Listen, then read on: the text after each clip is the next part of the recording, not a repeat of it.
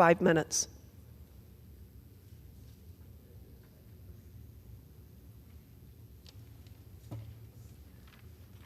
I thank the Speaker. Today I rise to acknowledge June 6, 1944, D-Day, the largest land, sea, and amphibious air came to Normandy to fight Hitler. It was an unbelievable surge of power for freedom. And I had just a few years ago the privilege of commemorating D-Day at Normandy, and to be able to see the rows and rows of those who died in the name of freedom. 9,000 of the Allies died, men and women, men in particular from the United States of America. And so I honor them today and recognize that as we stand in this place, as we debate on this floor, we have the responsibility to pay tribute to why they fought for freedom and their love of America. We have the responsibility to do the right thing for the American people. That's why I stand today to raise the issue that has plagued us over and over again, and that is the enormity of gun violence, the proliferation of guns, and the loss of life of our children. Every single day, violence is impacting our children. Yesterday, we held a powerful hearing to talk about how we can stop this gun violence. And we heard from people who were victims, like Lloyd Gach, a victim of the Monterey shooting. And his words rang so powerfully.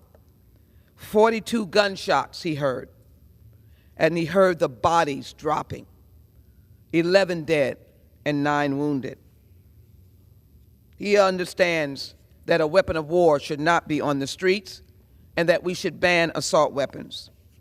We also heard from medical testimony or professional health testimony that indicated that storage, like the Kimberly Vaughn storage bill, would be most helpful in saving the lives of children. Some 4 million children live in homes where guns are laid around and not stored. They lose their lives there. But every single day, a child loses her life, 8 children a day, by way of gun violence. What about Mr. Kling from the Giffords organization that says 6,500 veterans die every year to gun violence, to suicide? It is imperative that we understand that that weapons of choice is a gun. Or some would say they're suicidal, they have mental issues. It is the proliferation of guns. And so, red flag laws, banning the assault weapons, raising the age. We all still feel the pain of many shootings, but we feel the pain of Uvalde. I've known those families, I've come to know them, and the elected officials there that have been in pain, the city that's been in pain, again, the families and children remain in pain. You see how many of these small caskets they had to watch being buried in that community with a child, yes, under the age of 21, got a gun online. How outrageous is that? And so I stand here today saying, are we going to keep the promise of those who laid their lives on the line for a free nation? Or are we going to continually be against what is right? And let me quickly indicate that we must do something about the massive evictions across America. People are unhoused and need more housing.